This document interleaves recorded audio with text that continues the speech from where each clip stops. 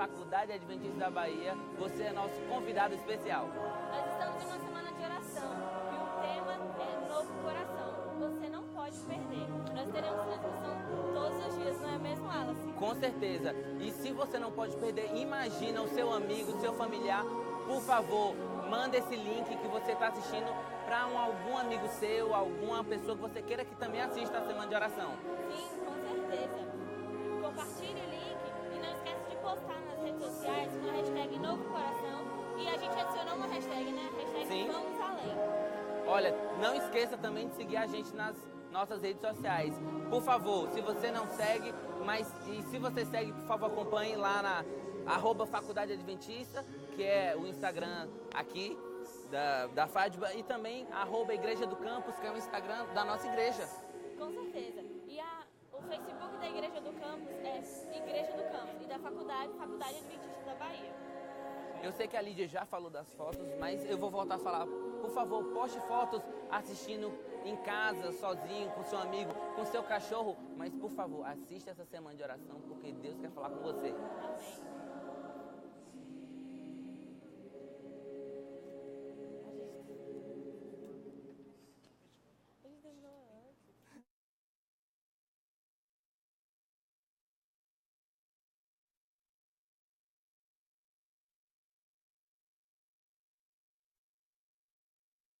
Senhor nosso Deus, nesse momento de adoração, pedimos que o Seu Santo Espírito possa iluminar a mente do pregador.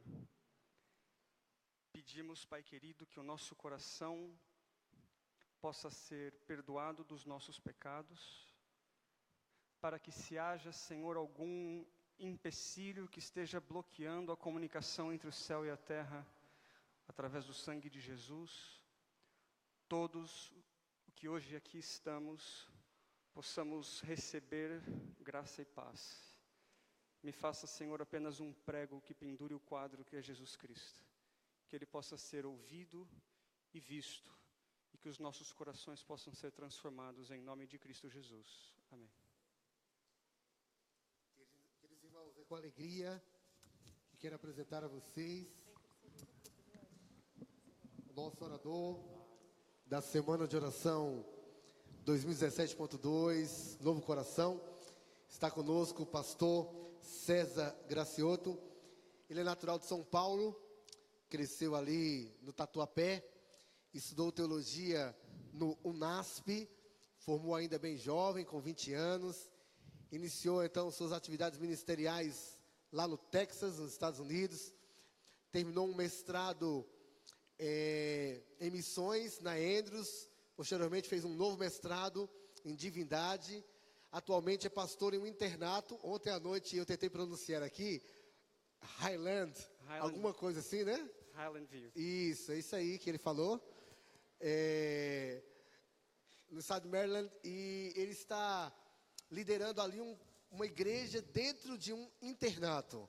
Então já está bem ambientado com esse nosso público que temos aqui na Faculdade Adventista da Bahia. Ele está acompanhado da sua esposa, a cantora Laura Morena, que já é bem conhecida da igreja aqui no Brasil, e eles estão conosco durante essa semana, nos abençoando. Pastor César, que Deus te use poderosamente esta manhã. Obrigado, pastor. Mais uma vez eu gostaria de agradecer o carinho dessa instituição. Eu acredito que alguns esforços foram feitos para que eu e a minha esposa estivéssemos aqui com vocês essa semana. Essa semana, ela foi muito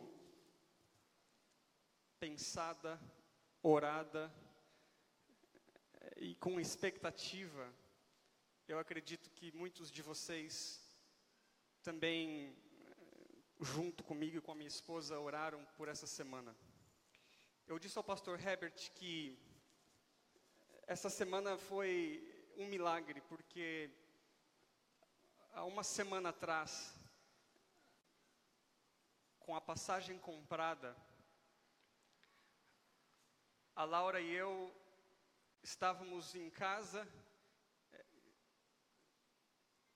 e eu ia comprar uma passagem da Bahia para São Paulo, porque no final dessa semana de oração eu tenho alguns dias onde eu gostaria de passar com a minha família em São Paulo. E naquele momento que eu disse a Laura, vou comprar a passagem da Bahia para São Paulo, ela disse para mim, então vai lá procurar o seu passaporte. E aí eu fui ao lugar onde o nosso passaporte sempre se encontra, e o passaporte não estava lá. Nem o meu passaporte, e nem um documento que se chama Green Card, onde nós temos acesso ao país. Sem esse documento eu não posso sair do país. Posso sair, mas não entro. E a minha esposa maravilhosa não sabe onde ela colocou meu passaporte. Ela chorou por 2 dias. E naquela semana, nós oramos pedindo uma solução. Porque seria quase que impossível tirar um passaporte emergencial.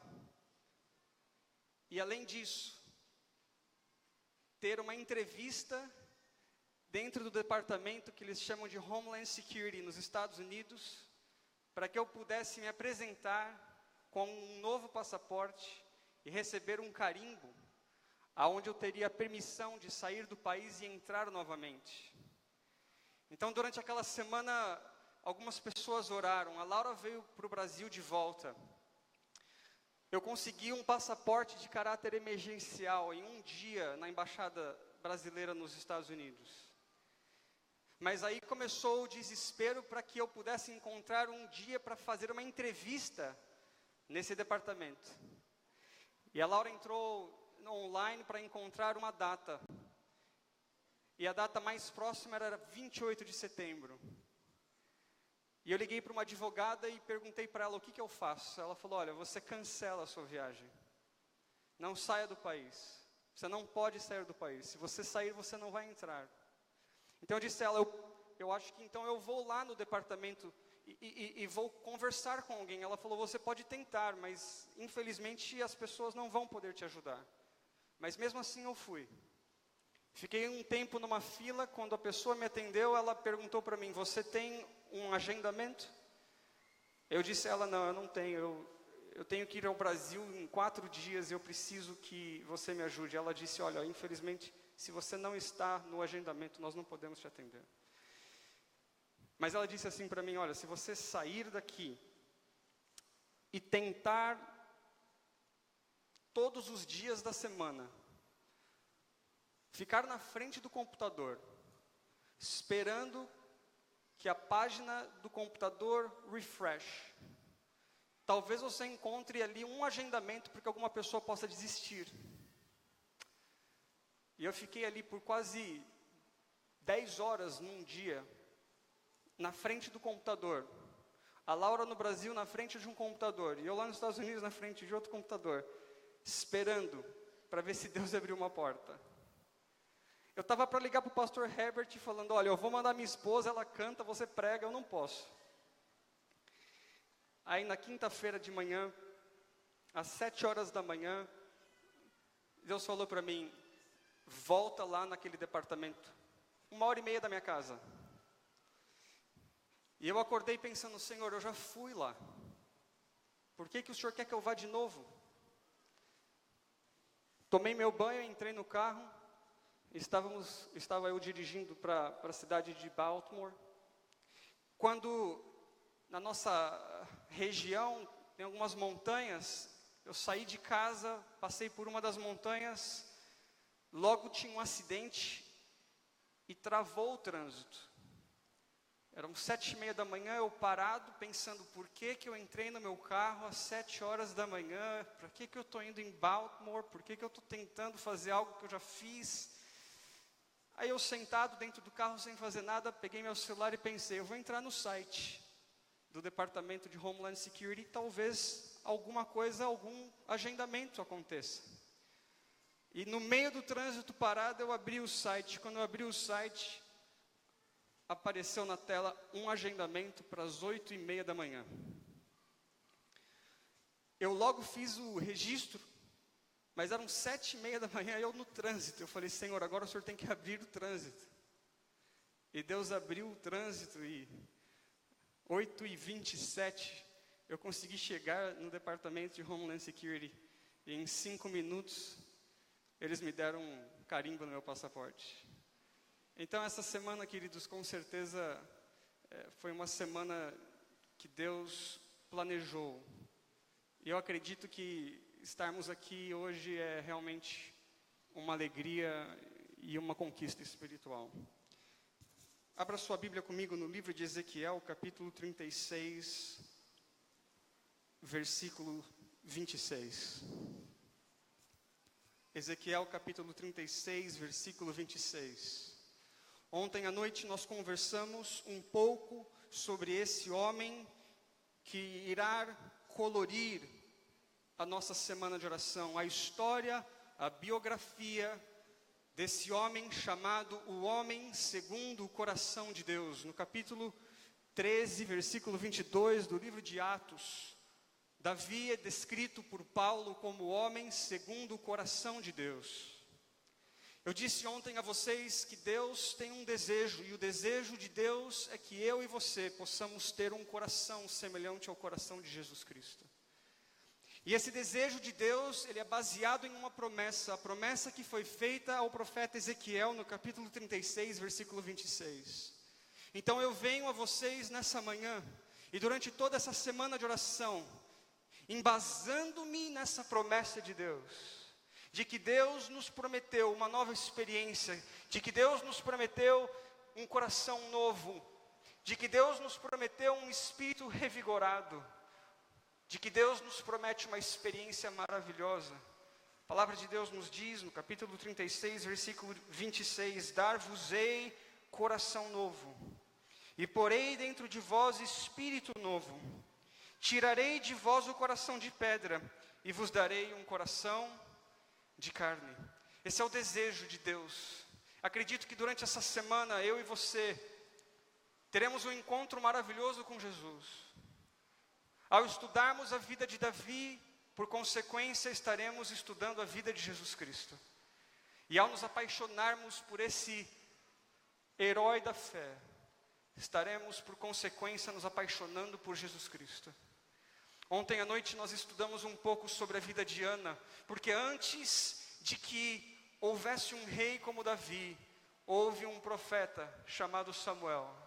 E antes que houvesse um profeta chamado Samuel, houve uma mulher chamada Ana, que orou a Deus, clamando para que Deus desse a ela uma bênção.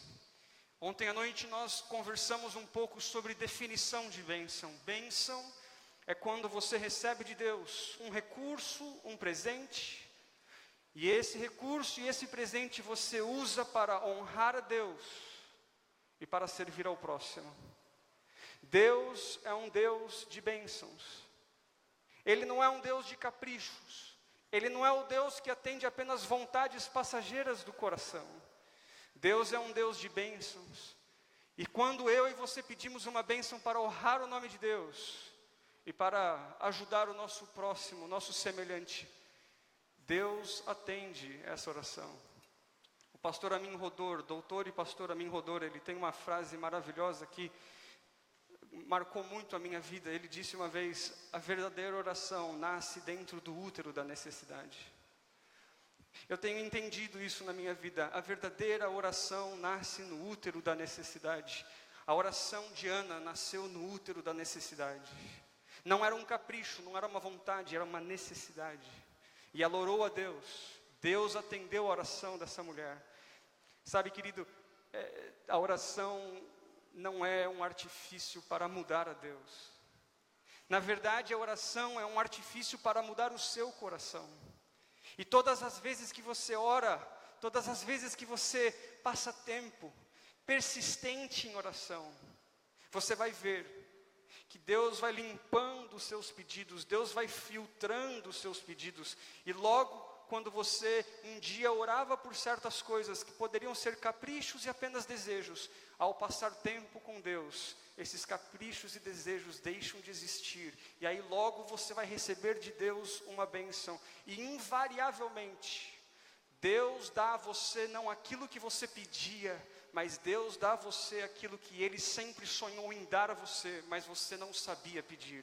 A oração filtra o coração. mas hoje nós vamos entrar na biografia de Davi. Abra comigo a sua Bíblia no livro de 1 Samuel, capítulo 16.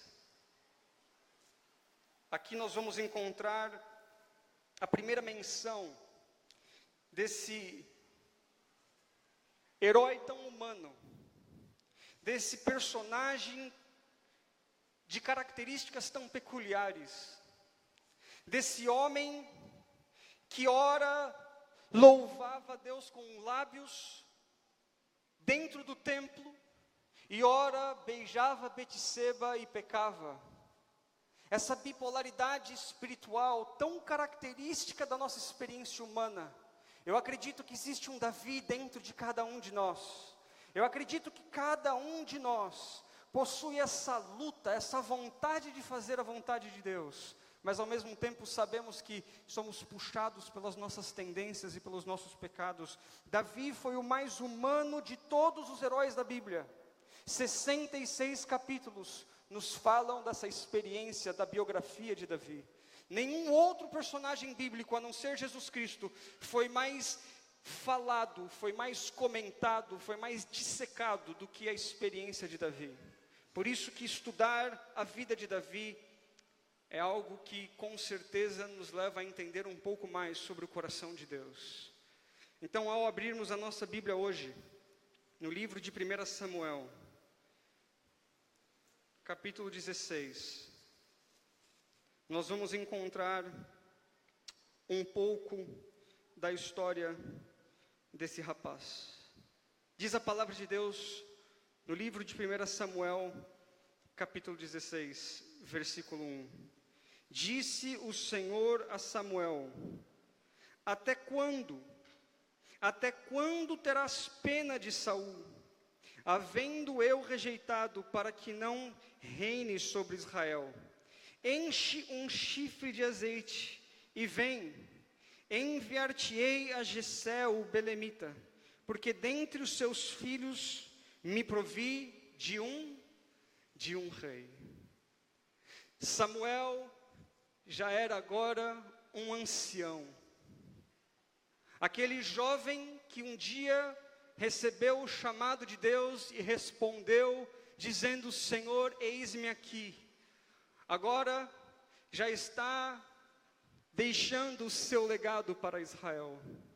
Chega o momento na vida de Samuel que ele começa a olhar para a sua carreira espiritual, começa a olhar para o povo de Israel, olha para os seus filhos e ele sabe e tem medo que Deus precisa levantar alguém, um novo profeta, alguém que vai liderar o povo.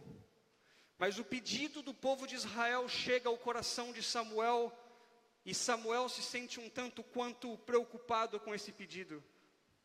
Nós estamos no capítulo 16, mas Samuel já havia passado pela preocupação de encontrar um rei. E no livro de 1 Samuel, capítulo 8, versículo 5, a palavra de Deus nos diz que quando o povo de Israel veio a Samuel pedindo um rei, eles disseram o seguinte a Samuel: Vê, já estás velho, e teus filhos não andam pelos teus caminhos. Constitui, pois, agora um rei sobre nós. E eles disseram o seguinte: para que nos governe como tem todas as outras nações. Samuel recebe com preocupação esse pedido do povo de Israel: provê para nós um rei, porque todas as outras nações possuem um rei. Eu tenho visto com muita preocupação o desejo que todos nós temos de nos assemelharmos aos outros, de nos assemelharmos às outras pessoas, às outras igrejas. Essa igreja foi chamada por Deus com uma mensagem específica, uma mensagem profética, remanescente. Nós fomos convidados por Deus para fazermos parte de um movimento profético. Nós não somos semelhantes às outras denominações. Nós não pregamos as mesmas doutrinas. Isso não faz de nós especiais, isso faz de nós apenas diferentes. Deus chamou essa igreja para ser uma luz na escuridão, para se levantar e pregar sobre mensagem presente, para falar ao mundo da volta de Jesus Cristo, para alertar as pessoas de que nesse momento o nosso Senhor e Salvador está no santuário celestial, atuando como nosso advogado e sumo sacerdote. Logo chegará o momento negro nessa história, aonde a porta da graça se fechará. E antes desse momento chegar, a igreja adventista do sétimo dia foi convidada para ser diferente e pregar uma mensagem diferente. Infelizmente, eu vejo com muita preocupação que temos a tendência de nos assemelharmos, de pedirmos para que Deus nos faça semelhante aos outros, achando que sendo semelhante, teremos influência.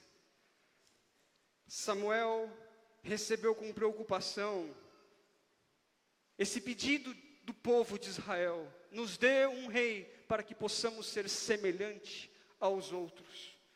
Essa tendência de rejeitar o caminho dos pioneiros, de diluir a mensagem profética nesse caldo da sopa cultural que se apequena dentro da igreja adventista.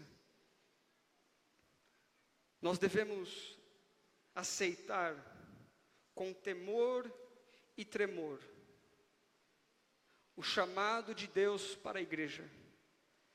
Querido, ser diferente não é errado. Ser diferente não é pecado. E ser diferente não faz de nós mais santos e mais especiais do que as outras pessoas. Deus nos chamou para sermos diferentes, não para que possamos construir muros e nos separarmos dos outros. Deus nos chamou para pregar uma mensagem diferente como uma alerta às outras nações. Deus nos levantou como um movimento profético. Não devemos nos apequenar, não devemos nos amedrontar, não devemos ter medo de sermos peculiares e diferentes. Porque não existem três caminhos. A palavra de Deus é muito clara, são dois caminhos. A palavra de Deus é muito clara, são dois senhores. A palavra de Deus é muito clara, são duas portas. Não existe uma terceira opção. Deus nos chamou para servirmos a Ele. E se não estivermos servindo ao Senhor, se quisermos nos apequenar e nos assemelhar ao caldo da cultura espiritual que está entrando no seio da igreja adventista, nós iremos perder essa peculiaridade profética. Samuel nos deu um rei para que possamos ser como as outras nações. Deus quer que hoje eu e você entendamos que existe sim dentro desse movimento profético um ponto principal que irá fazer de nós diferentes.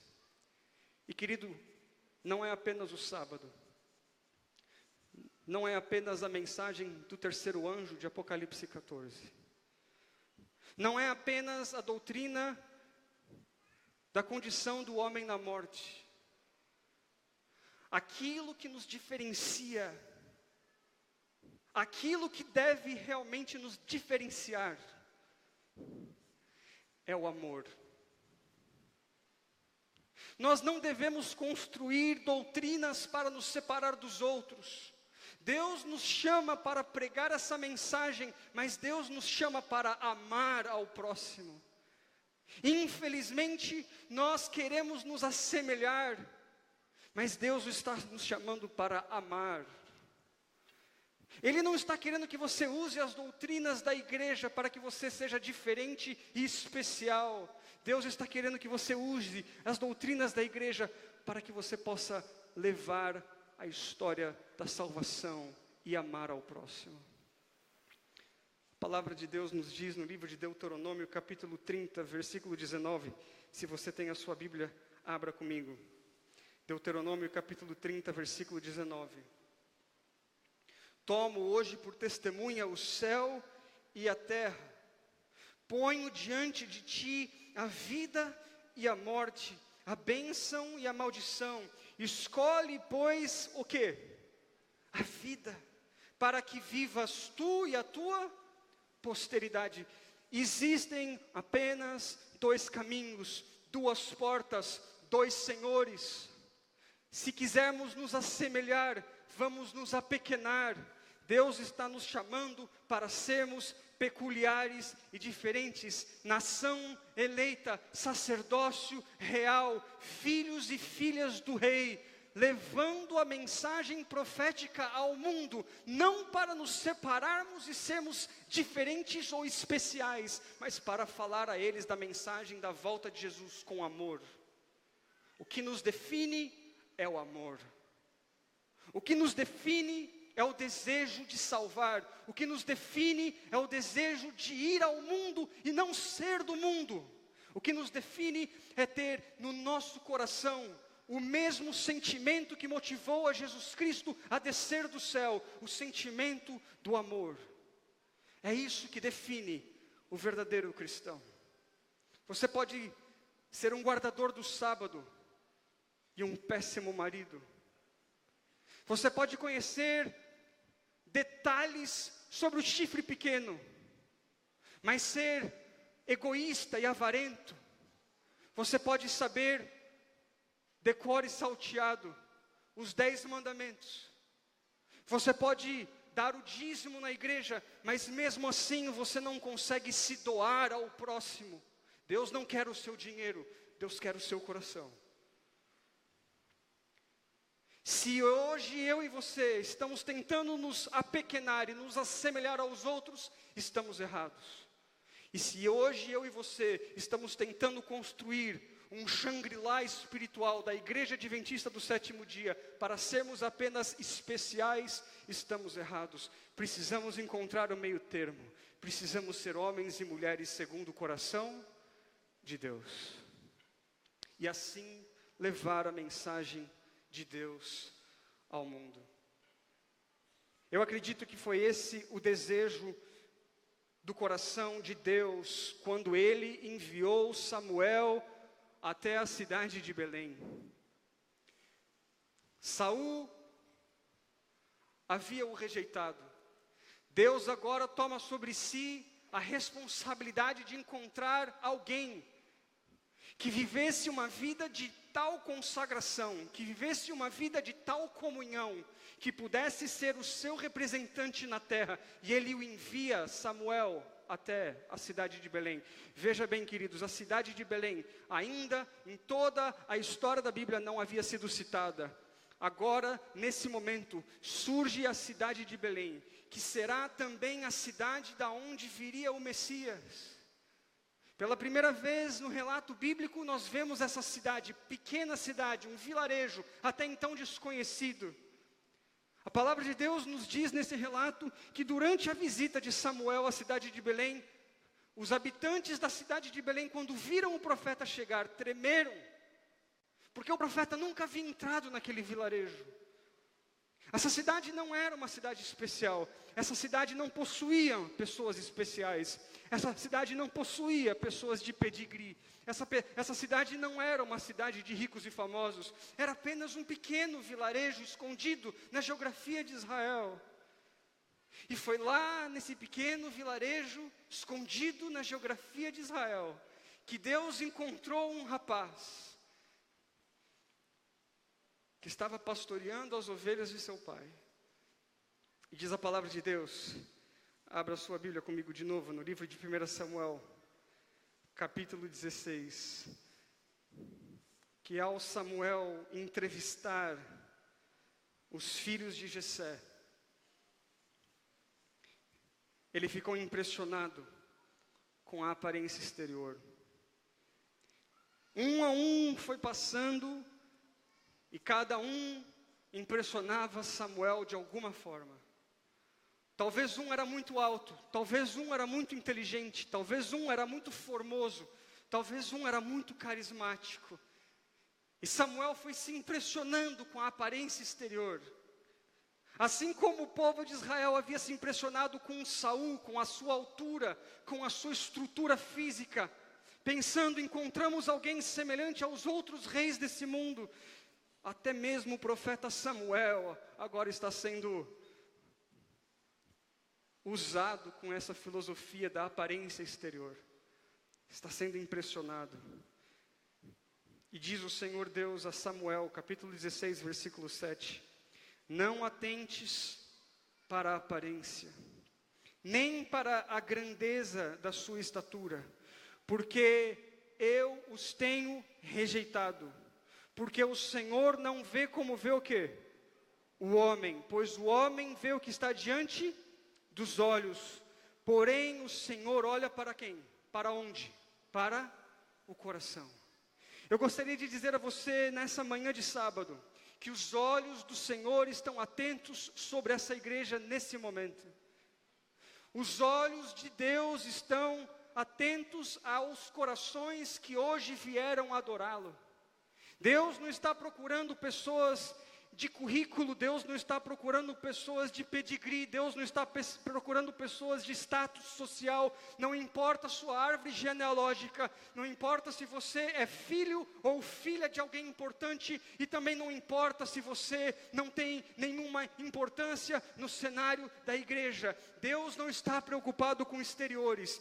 Deus nesse momento está entrando nessa igreja, aqui nessa pequena cidade, assim como Ele entrou na pequena cidade de Belém. E os olhos do Senhor, diz o livro de 1 Crônicas capítulo 16, que eles estão sobre a terra, procurando homens e mulheres, cujo coração sejam completamente rendidos a Ele, para que Ele possa se mostrar forte para com eles. Nesse momento os olhos de Deus estão procurando você. Nesse momento os olhos de Deus, assim como estava procurando um rapaz na pequena cidade de Belém, está aqui, procurando um homem e uma mulher que queira servir ao Senhor de todo o coração.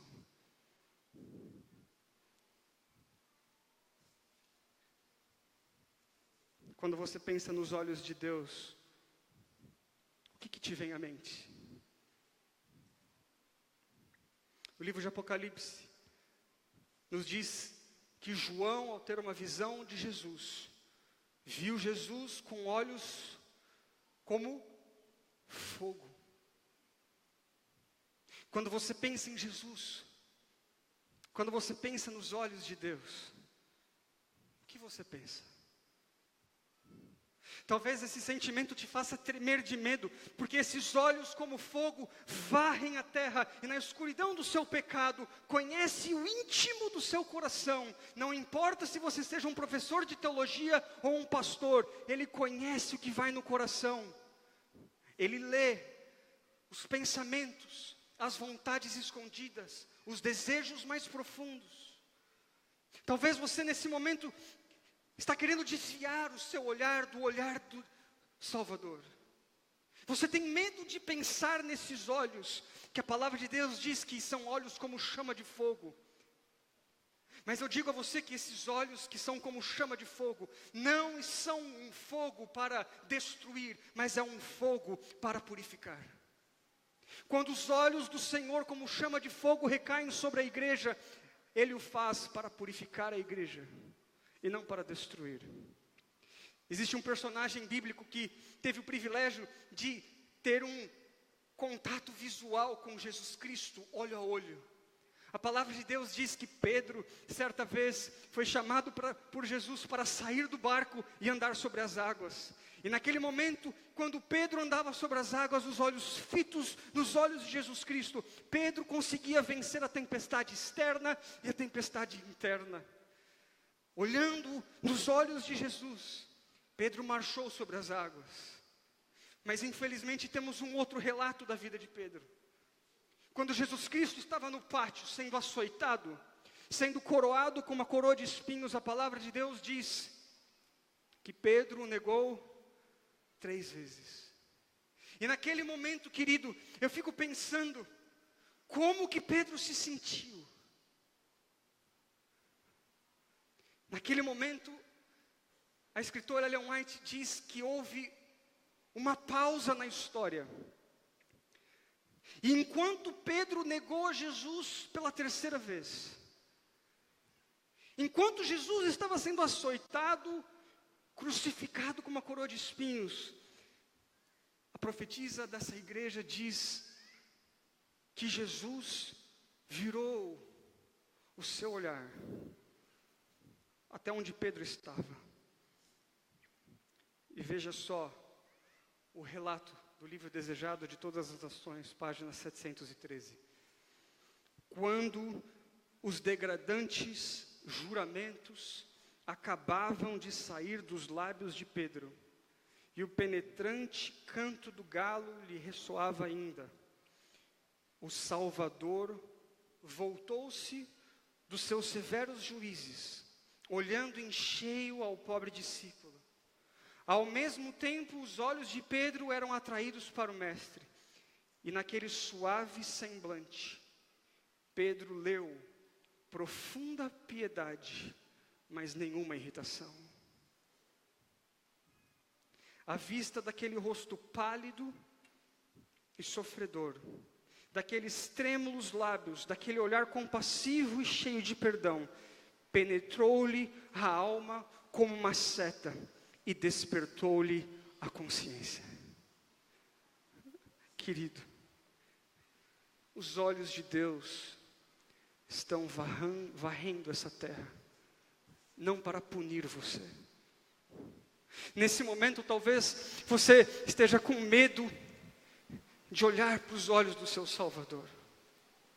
Porque durante essa semana que se passou, talvez esses últimos meses, você foi como Pedro. Você o rejeitou, o seu Salvador. Você virou as costas. Mas nessa manhã, os olhos de Jesus Cristo estão sobre você. Assim como procurou a Davi na pequena cidade de Belém, os olhos do Senhor também estão aqui, olhando para essa igreja em Cachoeira, na Bahia.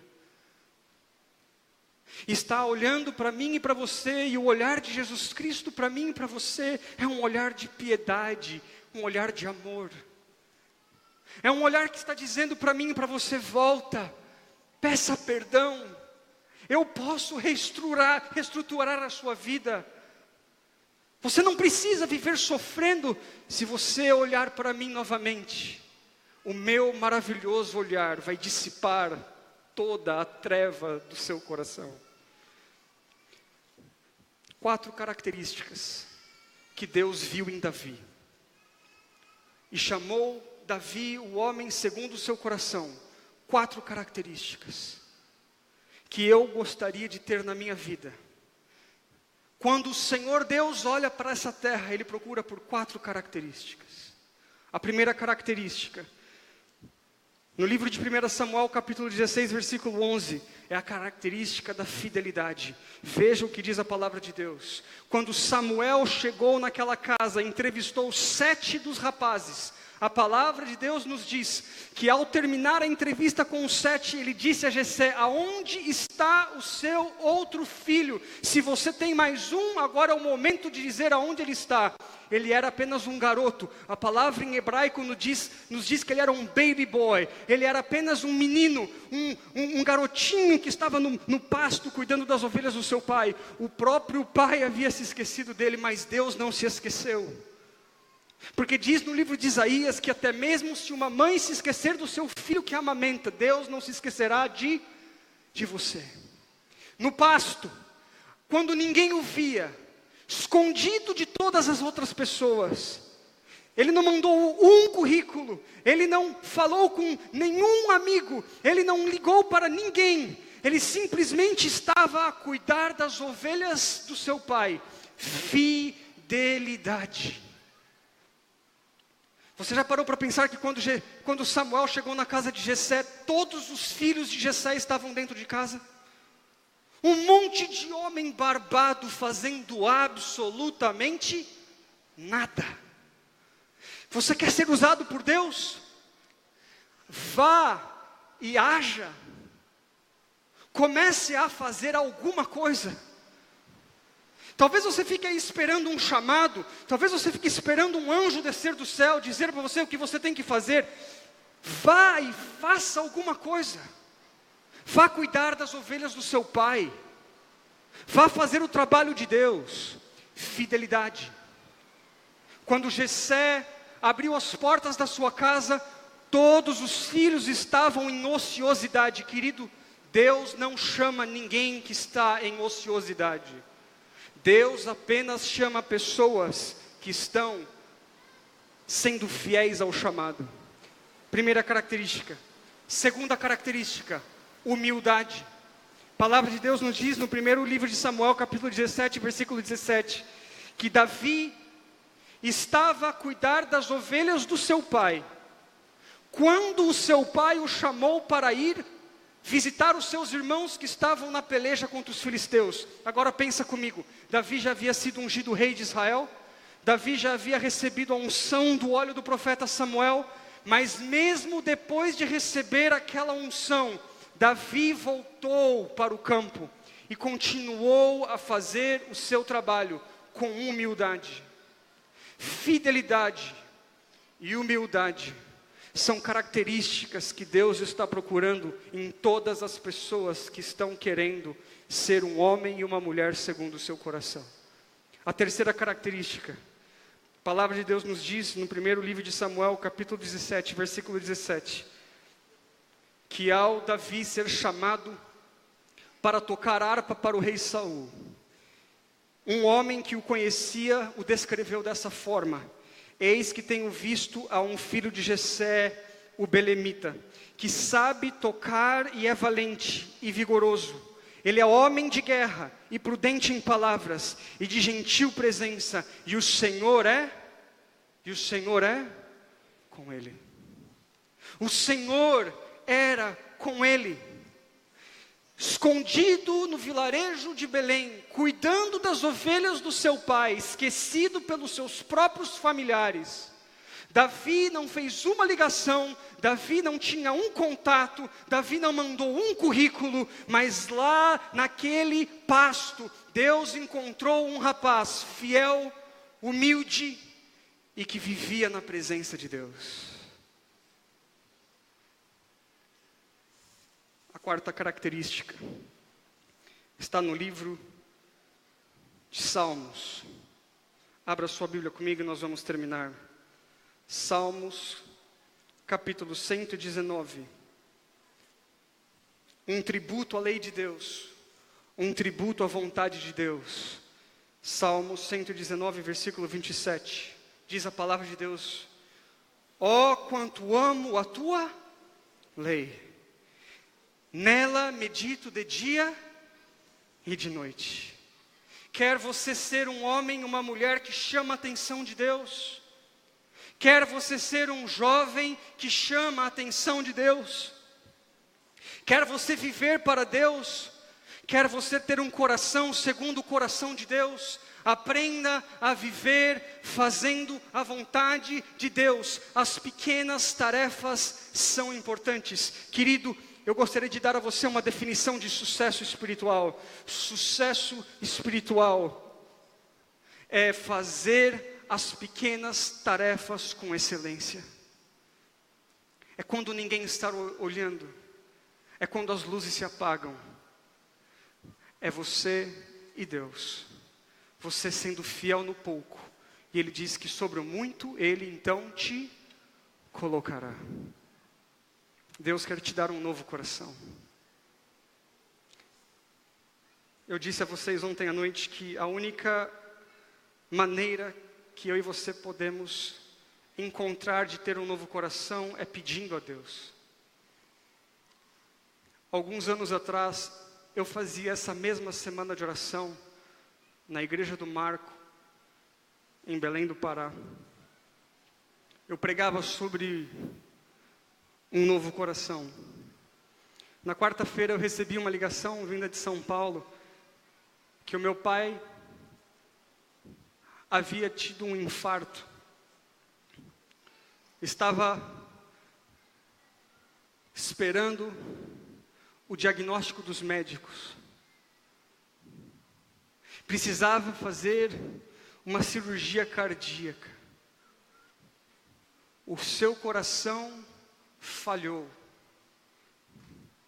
Alguns dias antes, estava sentado no seu escritório administrando uma empresa. Mas o coração falhou.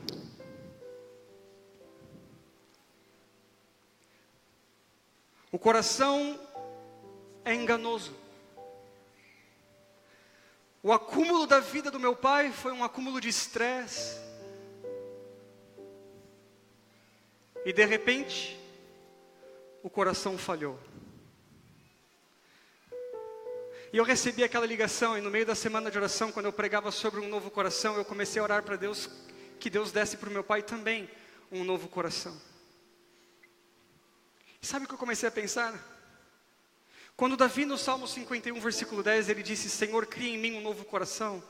Quando no livro de Ezequiel, capítulo 36, versículo 26, a palavra de Deus diz que Deus vai nos dar um novo coração, eu comecei a pensar, para que uma pessoa receba um novo coração, é necessário que haja um transplante.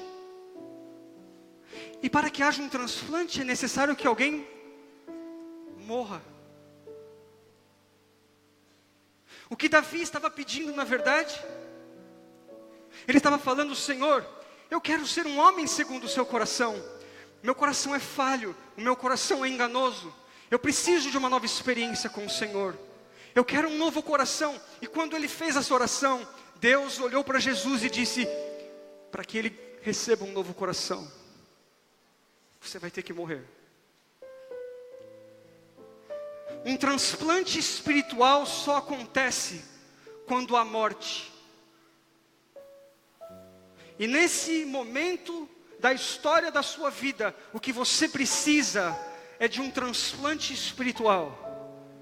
E para que isso aconteça na minha e na sua vida, nós precisamos entrar na sala de emergência do céu nessa manhã e dizer a Deus: por favor, tira esse coração de pedra, coloca dentro de mim o coração do seu filho. A palavra de Deus nos diz no livro de Efésios que nós devemos ter a mesma experiência que Jesus Cristo teve.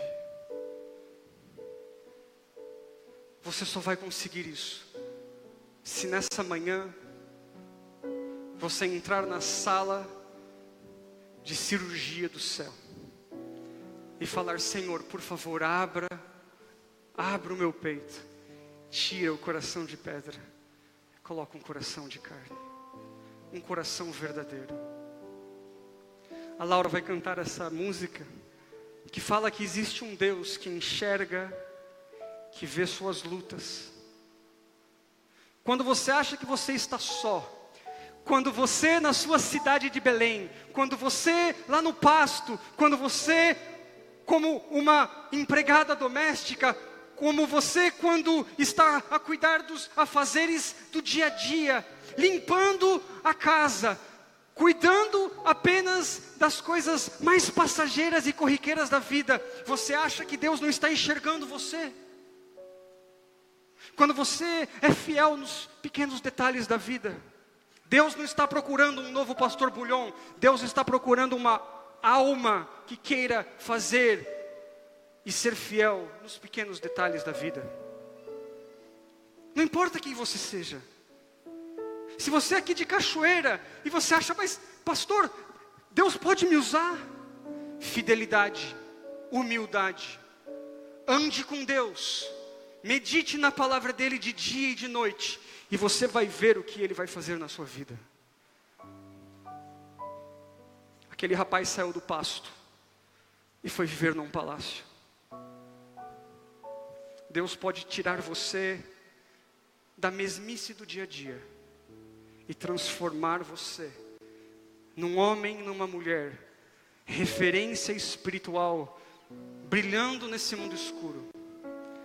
Há alguém, e esse alguém está hoje aqui. Você não está só. Esse alguém conhece os desejos do seu coração. Se nessa manhã existe alguém que durante a música que ela hora cantar, quiser dizer ao Senhor Deus: eu quero um novo coração, eu quero ser fiel, eu quero ser humilde, eu quero andar com o Senhor, mas não consigo, meu coração é falho. Pai, tira de mim esse coração e põe em mim o coração do seu filho. Se você tem esse desejo, você pode vir aqui na frente e nós vamos orar juntos, pedindo a Deus um novo coração.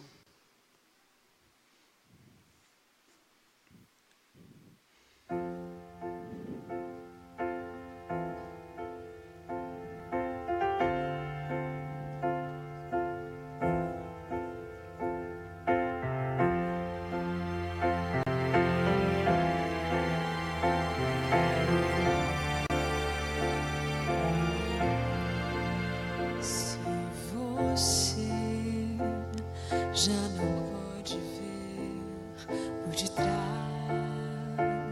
dessas lágrimas.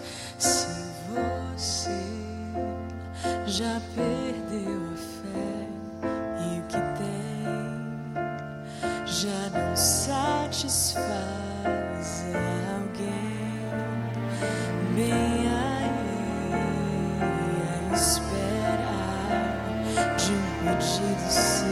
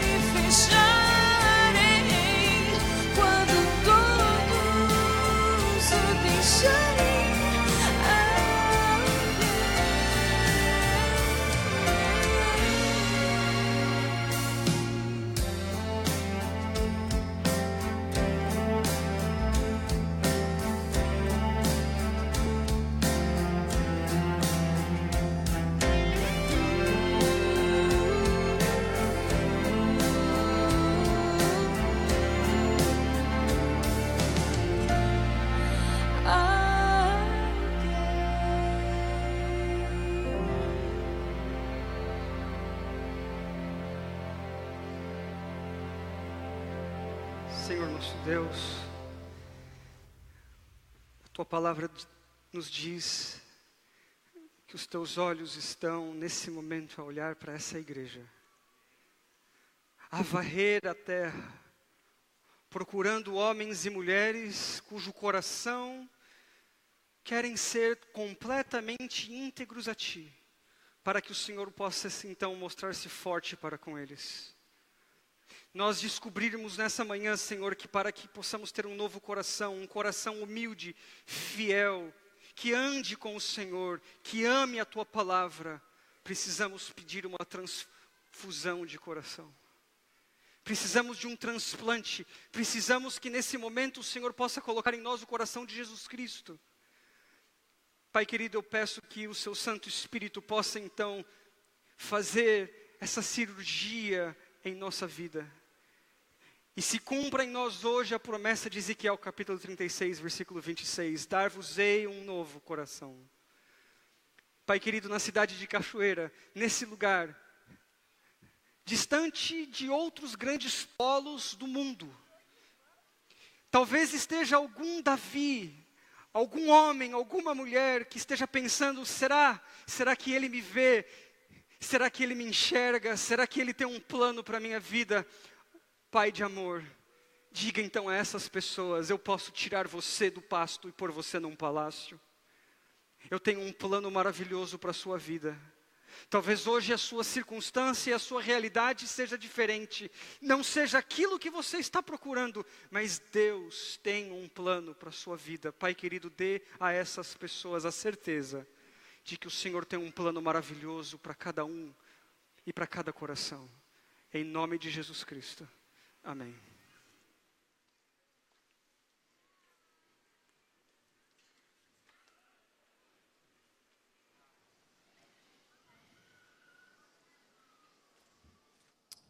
Muito obrigado. Muito obrigado, César, pastor César. Muito obrigado, Laura, pelo culto abençoado desta manhã. Nós retornamos então para o segundo culto às 10h40.